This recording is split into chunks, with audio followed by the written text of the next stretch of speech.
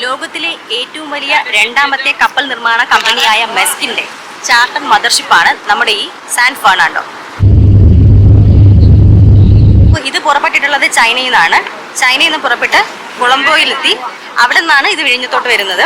ഏകദേശം 2000-നും മേളിൽ കണ്ടെയ്നേഴ്സാണ് ഇത് ക്യാരി ചെയ്ത് കൊണ്ടുവന്നത്. കുറച്ച് കൊളംബോയിൽ ഇറക്കി, ബാക്കിയുള്ളതാണ് നമ്മുടെ വിഴിഞ്ഞത്ത് ഇറക്കുന്നത്.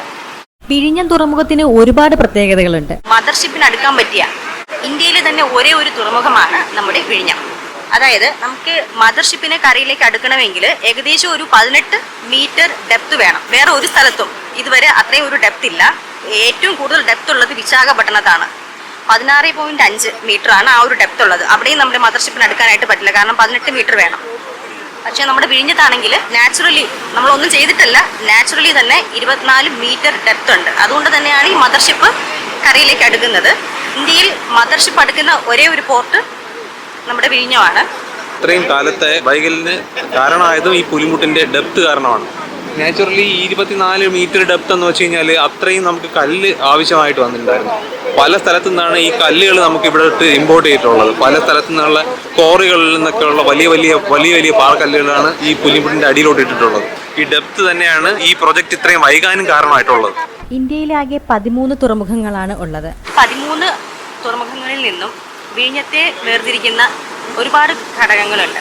അതിലൊന്നാണ് ഈ പോർട്ട് എന്ന് പറഞ്ഞത് കംപ്ലീറ്റ്ലി ഓട്ടോമേറ്റഡ് ആണ്. അതായത് നമ്മൾ ഈ ഷിപ്പിൽ നിന്ന് മദർഷിപ്പിൽ നിന്ന് ബർത്തിലോട്ട്, ബർത്ത് എന്ന് പറഞ്ഞാൽ നമ്മൾ ഈ ട്രെയിനിൻ്റെ പ്ലാറ്റ്ഫോം എന്നൊക്കെ പറയുന്ന പോലെ മദർഷിപ്പിൽ നിന്ന് പ്ലാറ്റ്ഫോമിലോട്ടും പ്ലാറ്റ്ഫോമിൽ നിന്ന് കണ്ടെയ്നർ വെസലിലോട്ടും ക്രെയിൻസ് യൂസ് ചെയ്താണ്. അതായത് ഒട്ടും മനുഷ്യ കരസ്പർശം ഏൽക്കാതെയാണ് സാധനങ്ങൾ മാറ്റുന്നത്, കണ്ടെയ്നേഴ്സ് മാറ്റുന്നത്. അപ്പോൾ ഫുള്ളി ഓട്ടോമേറ്റഡ് ആയിട്ടുള്ള സംവിധാനമാണ് ഇവിടെയുള്ളത്. ഇന്ത്യയിൽ വേറെ ഒരു തുറമുഖത്തിനും ഈ ഒരു പ്രത്യേകത ഇല്ല. 3 ഘട്ടമായിട്ടാണ് വിഴിഞ്ഞം തുറമുഖത്തിന്റെ പണി തീരുമാനിച്ചിരിക്കുന്നത്.